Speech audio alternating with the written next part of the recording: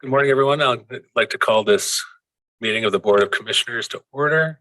It is January 25th. The time is 9 a.m. Let's see, all commissioners are present. Any comments for items not on this agenda? Going once? Do we have a motion to approve the agenda? Let's move. Second. All those in favor, please say aye. Aye. Aye. Do we have a motion to approve the minutes from January 18th? So moved. Second thing. All those in favor say aye. Aye. Aye. Motion carries. And a motion to approve the consent calendar. Move to approve. Second. All those in favor, please say aye. Aye. Aye. Motion carries. With us today is Mr. Dean Bender. Dean. Good morning. Good morning. Morning. Thank you for allowing me to come here to give you an update on what I've been doing for the last few months. I've been busy. There wasn't there slides. No, I think it has a. We have a movie. Is that count? No. We have an attachment here that I think that needs a little more color, a little more graphic. Yeah, That's just I was just giving you a bullet. just kidding. First, I'd like to go over the radio system update. It's something that the board allowed me to update all the base stations, and I let police announce that all the base stations are up and operational. Doesn't mean we're done with that project, just base radios are in. They're still decommissioning the other things and get them out of the radio racks and stuff. It's quite a lot of work. The Mount Pisgah tower, this is the tower that's located outside of Dallas here, is operational. However, there's still some things we need to do there. We still have another project that's the backup power, things like that we're going to still be putting in. Our Eagle Crest HVAC system, these are the buildings up there. They have dual systems. We had those HVAC units on order for about 18 months before we got them. That's how long it's been taking to get stuff lately. Good news on the fairgrounds tower. We've got the land use decision that was approved to put up the lattice type tower versus a monopole design. And then Mr. Morgan there, he helped me get the restrictive covenant done yesterday. I appreciate that. The fairgrounds now has a UHF repeater system up and running, and they're using that to talk amongst the fairgrounds. And that radio system, we did a test. I went all the way down to Monmouth, and I could still talk to them. That's how good it is. So they're really happy with that. We have still a lot of things on order. A lot of subscriber units are still for the sheriff's office, public works, and some volunteer radios. We have about $190,000 on order right now. It's just, we're in the supply chain issue. It's just taking a lot longer than it should. Right now, I've got a delivery date about 2 to 4 months for all that. Earliest stuff is 2 months, and a lot of stuff is like 4 months out. But it gets on order forever. Generator status. Every year in the fall we do our generator maintenance stuff, and this year our annual services run around $16,000. Our repairs was about $6,200, and that nothing. It wasn't all repairs of one type of thing. It was several different things. Telemetry project. We talked about this a while back about getting some telemetry on some of these equipment so we know when it's running, when it's not running, because we found out during the service call, the generator at the Academy building was not operational. The charging unit in it was not working. Turns out there was some burnt wires that went into something else, and they tried to explain to me, I'm like, just get fixed. And so anyway, the repairs are ongoing right now. The reason I have telemetry project is 13 to 36,000 is 13,000 was looking at some critical units. 36,000 was everything. I don't think we need to do everything. I mean, that'd be, if we had a plethora of money to spend on it, I'd say yes, let's do everything. But I think the units identified, which I think are most critical, that would be about $13,000 to put telemetry on them. Which of those are on top of the hierarchy? I could tell you. Just curious. I brought that list because I figured so many. The IT building, it's actually already done. That one was one of them. The courthouse building, so we can continue government work. The fairgrounds as a backup generator. I think that's important. And the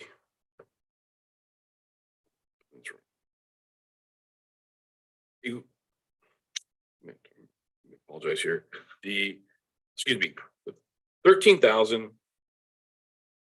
is, it's kind of hard, but I got a spreadsheet here. Look, some of these are done, but they're done in a way that we're not using their telemetry, we're using ours. Like at Eagle Crest, we have a way of telling our generators fails to start. So I didn't include that. So the ones I've got identified were the courthouse building, the public health building. Yes, sorry, academy building, sorry. The fairgrounds and the county maintenance shop. Those are the ones that I think are important to keep going, or at least have. And the county shops is kind of like, they're there, but you know, if it doesn't start, you know, does anybody really know it doesn't start? That's probably we've had in the past where things sat right outside the old maintenance shop and that didn't run for months and no one really thought about it because they used to start it on the weekends. Well, no one's there on the weekends, here it go. So those are ones that I have. EOC is assumed with the shops or? Well, I didn't put the EOC. The reason why is because we have, it's like the jail as well. We have another avenue. If our generator failed in the shops, we could roll out a mobile and plug it in. Those have the plugins. The EOC was built that way. It's got a whole transfer. It's called triple switch on the outside of the building. We can plug in. So I'm thinking it'd be great to have it again, but if we didn't, we have another layer of options there we can use. So again, perfect world, 36,000, but you know, it's really where we get the money first, I guess. Might be a Homeland Security grant project. We also finished the fairgrounds fuel transfer project. This is a fuel tank that we put outside the generator at the fairgrounds because the generator there only had about it was like 48 hours to 72 hours worth of fuel in it, depending on the load on it. And we knew that wasn't going to be, you know, good for a disaster because last thing I do is transfer fuel or try to get fuel delivered. So we put I think it's a 600-gallon tank next to it, and it automatically pumps into it. So we finally finished that project. We had a problem with the transfer thing. We finally got that done. It seems to be working well.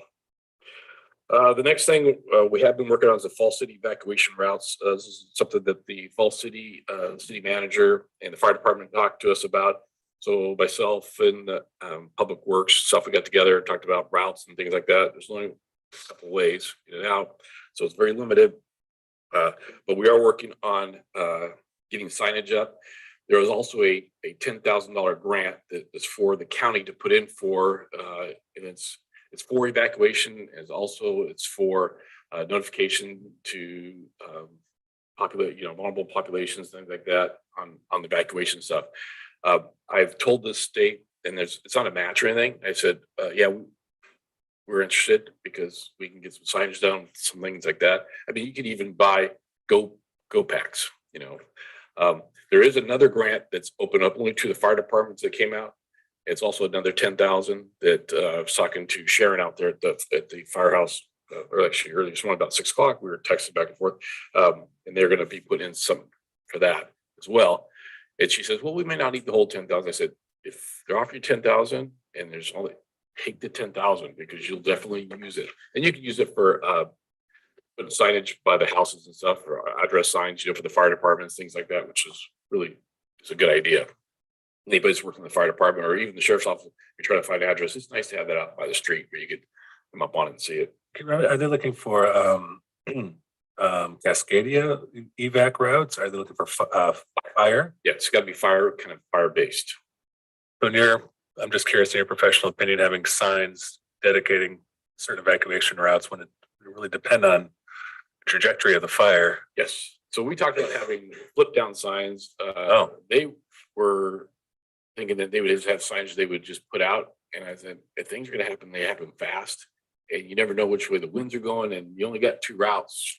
You have a third, but it's going over about sets when you're going to have to activate search and rescue because someone's going to get lost or someone's going to break down right in the middle of it. And I think that was one of the original intents is how do we go west?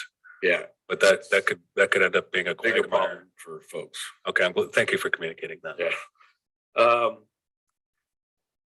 This last year, we got the mobile emergency morgue operations, also known as the memo. Sorry, gotta have a nickname for something. Anyway, so that's there. It's operational. Hopefully it won't ever be operated or used in operations, but we have it. I met with our ME last week and toured him or showed him the unit, and he's very interested in it. My understanding from him that the locations where they think bodies, you don't think boards and stuff have been very full. I mean, just that capacity. So I need to get out there and let them know that this is a capability for them they could use. And hopefully they can wire their facilities to handle it without running the generator there all the time. But ASA, we are updating the ASA plan. I do have a very minimal update from the contractor that I brought. They're 70% done. I did look into the contract to see where we're at and if they're meeting their requirements, and technically they are, because they have 6 months after they collected data to finish the project, and technically they're still in data collection mode. I say they're really not, because they've basically got the data all in really November, so they still have a couple months to do something. According to their memo, they had it with me. They're hoping to have something to us this week. I haven't seen it yet.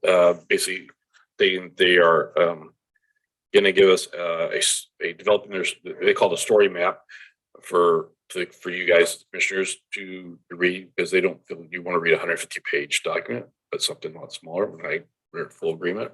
But anyway, you'll give us a little bit of idea of where they're going, where they're leaning towards, our recommendations to you guys. So we'll let you know once we see Just for the record, anyone listening, ASA equals ambulance service area. Let's see. Oregon Alert Project. That project, it is operational. This is the Everbridge thing that the state pushed down us. I had Echo work on that project, but since now Echo's left, I haven't done anything with it since she's been gone. But it's really back on each of the agencies to have people trained on how to use that, because not all the messaging is going to be coming through my department. It's really up to the user agencies, all the police department, fire departments, stuff. So it's in their best interest to get something trained. If we have an iPause, which is, I could ask you what iPause is. I can't remember. It's an acronym. It's the nationwide emergency alert, but it goes out to phones and everything. We could also tap into the state to send out those messages because we don't have a license to do it yet. I've taken the training to be licensed. I just haven't gone through the paperwork and all that, because until I understand the system a whole lot better, operational, which I have not spent the time, I would want to send an iPause thing, because it's one of those things like you probably saw in the news where Hawaii sent out that emergency alert and it was a fiasco. I don't want to be that guy in the news that does that, so by accident. So, although Mr. Hanson probably think it'd be pretty funny to do that. I just want to mention, and I completely understand why we don't have the capacity to sort of facilitate coordination amongst all the agencies, but there is still that possibility that there will be conflicting messages that go out, given the number of agencies that have access to that. So it is a concern, I guess, but I understand why we don't really play a role in that, in leading that coordination. Is that? Well, you're hoping that in an event you have a unified command and there's a message going out versus what happens now a lot of times is there's a lot of different players and they all want to put something on their Facebook because they saw, an ambulance go on the road, they saw a police car go on the road, they go to those home Yeah, pages. I'm talking about the app that we're advertising. That people download. Yeah. The Everbridge app. Yeah. Communication is always the thing that takes us to our knees. At every agency. If you look across the country, that's what always is a problem. There needs to be a lot of work done on that.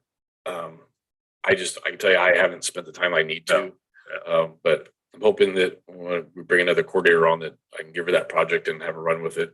The person was really between Marion and Polk, because we have to share the system with Marion County. The person actually in the city of Salem had the iPods credentials and stuff, and he said, "Yep, I can help do all that kind of stuff for you guys when you need something." We just never use him. Now he's left city of Salem. His name is Greg Walsh, and now he's the emergency management director for Marion County. They opened up. They had the EM. Now they have an EM director as well. The EM over at Marion County, after he got that position, left. So now that position's open. It's a card game. Everybody's moving around. But you guys are still stuck with me. All right. Mobile crisis. I skipped over this. The mobile crisis response van build project. This is one I was asked to help out. Behavioral health build this van. It's supposed to be getting on a truck today to be shipped out here to Oregon. This is one we had modified for them. Although I heard yesterday that they were supposed to call the vendor back there, and the transport company didn't call them. So I said, well, if you don't hear from them today by noon, give me a call and I'll follow up on it. So anyway, but it should be en route to us. And then what it will need then is markings on the outside of the unit, and install a radio too at some point. But it's a very nice unit. It'll be a nice platform to work with. So And will this house our MCRT teams or mobile crisis teams that aren't associated with Yes. law enforcement? that's my understanding. Mobile crisis. The latter, the mobile Yeah. crisis team, great. Yeah. And will it, just curious, what are some of the features on this van that will help that team? I can't tell you that. It's Okay. No, it's actually kind of like a mobile office for the most part. Okay. It's got a chair where someone can take notes. It's got a nice couch, nice lighting inside. They asked for a few things like a little refrigerator and a sink and things inside, so it's in the back, and so they can provide refreshments to somebody to calm down. And there's a TV that will drop down, and they could have videos on there for them to watch about whatever the crisis is to help them. It's got AC, it's got heat, it's got awning off the side, so if you have a more long-term event, you can keep the rain out. And it's a 4-wheel drive van, so they'll be able to use it all year long. So that's very nice. Thank you. The 2020 ice storm slide, we've had meetings with FEMA actually Monday and Tuesday of this week, and they've changed that project or sliding it over to the state now to help manage. But for us, we're still waiting for we have a 698,000 minus 10%, so 628,000 coming to us on the debris cleanup. There's another 147,000 minus 10%. Still working on it's some of the overhead stuff that, but then that project will be done for the debris cleanup. The slide is a whole nother thing that we're working on. We don't know the scope that's going to be yet. We have to send out RFPs and stuff to get a geotech firm in there to look, see what's going to cost to shore up that shore. We talked about relocating the cemetery, and it's probably not very feasible to do. So anyway, it's being worked on, and they're talking to Todd Whitaker, the public works director. It could be $1 to $2 million to fix that. So we'll be around for probably another year or two, I guess. So COVID. We haven't talked about COVID in a while, but it's still in my world. We are still providing PPE to folks when they call or they need it. Our in-stock value has dropped down to 475,000 roughly, and our ship is up to about $656,000 that we have shipped out to wherever the county that's requested it. Moving on to grants in 2021, we were successful in 4 grants. One of them has been completed. That was when I say completed, on my side it's been completed. We still have to flash the radios. We were doing that. Grant was flashing the radios for Dallas PD, IDP, and Monmouth PD. The sheriff's office was already done in a previous grant. So that's on my side's been done, but we just have to just flash them. The base stations are all ordered for phase 2A and 2B, and then the multi-band radios for the fire department have been ordered and have been received at the vendor.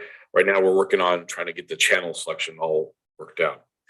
When I met with the fire department, it was last week, some weeks kind of put together, but we had them all in and we started talking about layout for the channels. And I think they all thought we got in there was gonna be a 5-minute discussion. They're like, well, this is pretty easy. Then they started I started giving them ideas about, well, you got this coming, you got this coming. And they're like, oh, this is a lot more complicated.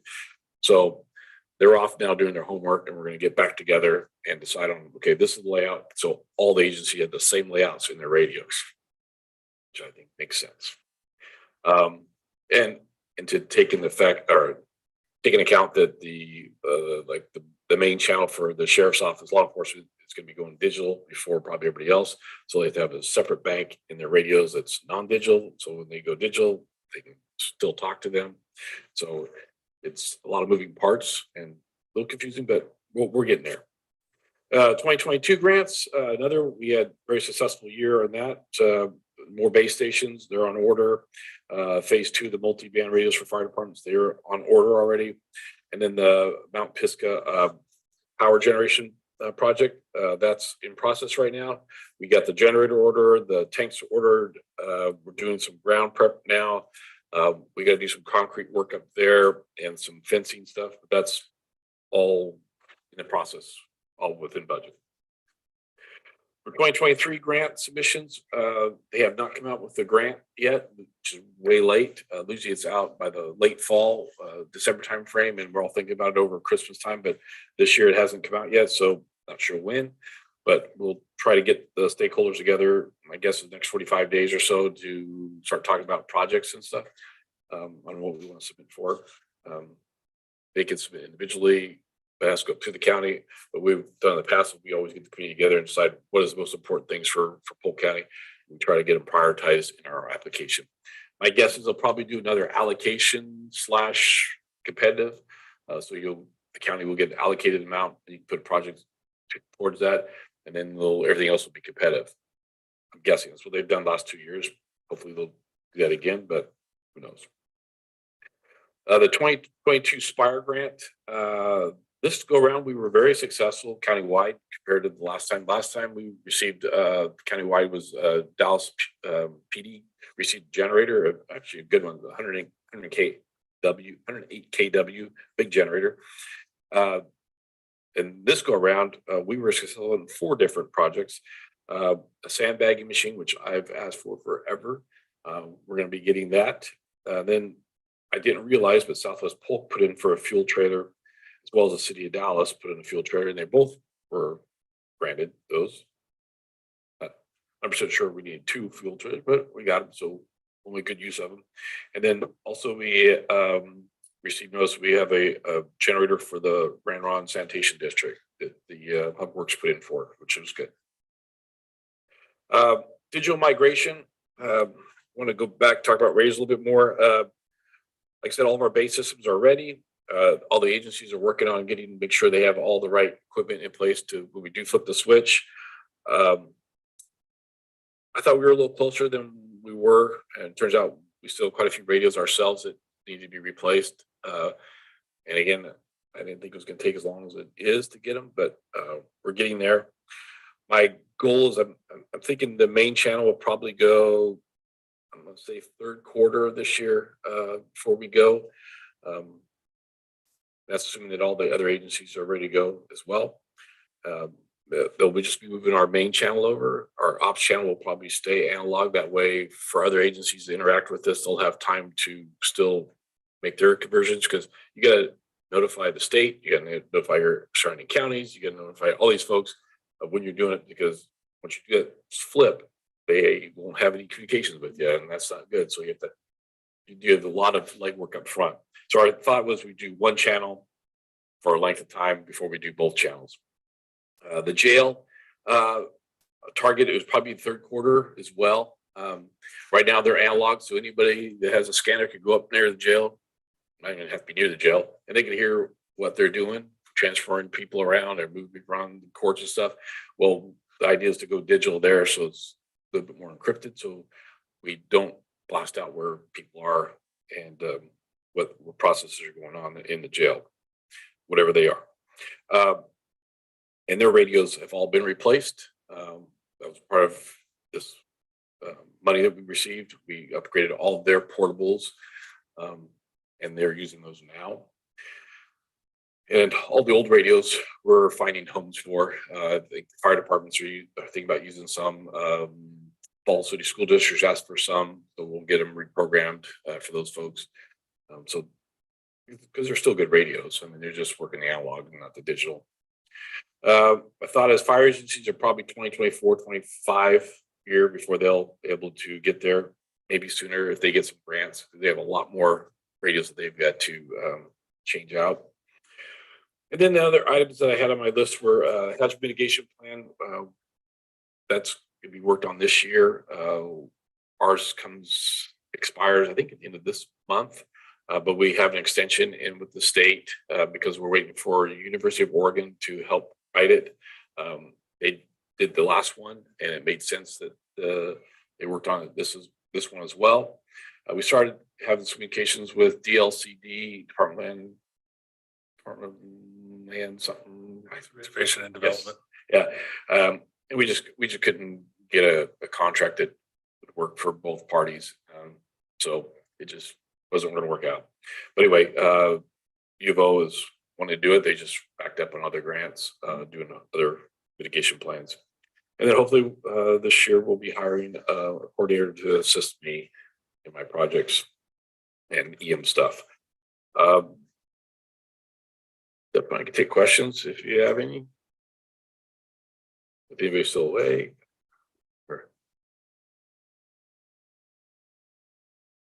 Curious on the coordinator position, will that be a dual position with public work or does it remain to be seen? I'm putting budgets together now and trying to figure out how to, if we need to meld those or not.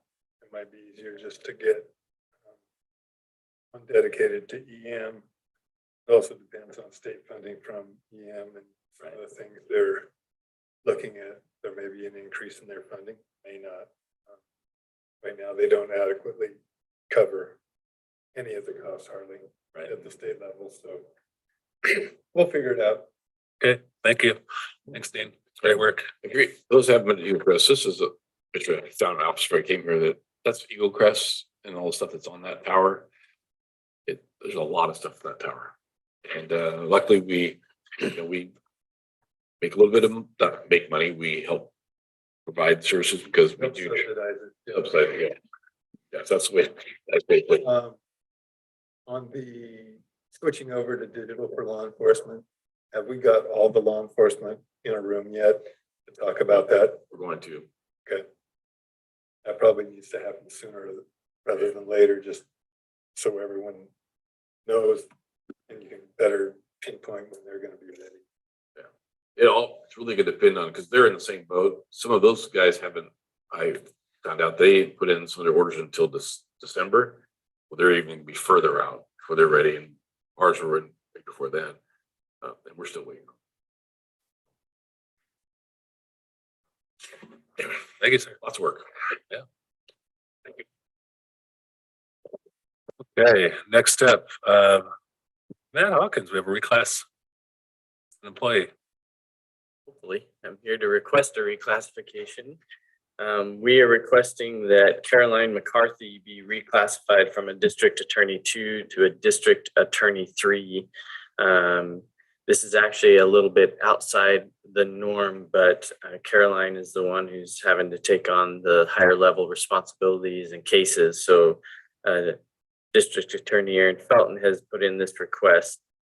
If it is approved, it would be effective February 1st, and we'd be looking at a fiscal impact for the 2022-23 fiscal year. If it had been for a full 12 months, would have been $7,000. How that includes PERS contributions. However, they still haven't gotten up to full staffing up there, so the budget itself is not being impacted. I'm good. What? Thank you. Thank you, Matt. Okay, next up is resolution 23-02, the mid-year budget adjustment. Mr. Hanson. Dear members of the board, we do budget adjustments to the current fiscal year twice a year now. Historically, we'd only done it at the end of June. However, in some cases, it's probably necessary and should be more appropriate to make adjustments twice a year, once in January and then again in June. The June modifications tend to be to ensure that we don't violate local budget law and appropriation authority. It's obvious in some cases that some departments have either exceeded that appropriation authority or will be. And that's what these adjustments tend to be. You can see from the memo, there's a number of programs that are getting small adjustments. If you go to the resolution on page 2, you're going to have the clerk recording. You're going to have planning. You're going to have sheriff patrol, sheriff jail, emergency management as usual, and non-departmental as some of the adjustments in the general fund. And then you're going to have transfer adjustments for both veteran services and dog control. Total adjustments within the general fund are going to be about $270,000.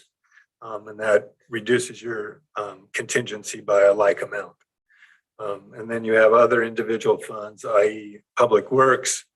They're going to spend their authority in the shops and then potentially overspend in survey. They have their own contingency. That total is going to be $60,000. It will not change the total fund, but it will change appropriation authority within the fund. And dog control is going to increase by $15,000 as a result of the general fund transfer. Veteran services, the same amount of $15,000 transfer will increase their budget by the same amount. The fair fund received some monies from the state, increased both appropriations and resources. So that's not an impact to the general fund, but it is an impact to the fair fund and the ability for the fair to expend some of those grant reimbursement dollars that the state is providing. And then in the county school fund, that's kind of a pass-through fund. We try to target the number. We've used 165,000 this year. Unfortunately, or fortunately, we ended up, that program's going to cost about 173,000. So we're increasing both the resources and appropriations by 10,000 to cover that, so we don't exceed the appropriation authority. And then management services have some modifications. Central services, finance, courthouse building maintenance, and courthouse building maintenance is a result of not coding a lot of our personnel to the appropriate buildings. They're all coming out of courthouse building maintenance as a result. I'm going through personnel costs way too much. We're making those switches at this time, but this is to cover up past sins for the misrepresentation or misappropriation for those assigned personnel. And those are the changes that we do. If you approve the resolution, it will modify the total county budget by 15 and 40, $110,000 in the general fund, and public works, those and management services are all self-contained. So it doesn't change the budget, it just reshuffles the deck. So if you have any questions, I'd be more than happy to answer them. If not, please approve. I move to approve resolution 23-02. I'll second that. Motion's been made and seconded. Any further discussion? Hearing none, all those in favor, please say aye. Aye. Aye. Motion carries unanimously. Thanks, Greg. Thank you. All right. Do we have any need for an executive session? Sir? Nothing from Greg? Okay. We passed the public comment period, but we'll open that again on Tuesday. Okay. Hearing none more, we're adjourned at 9:34.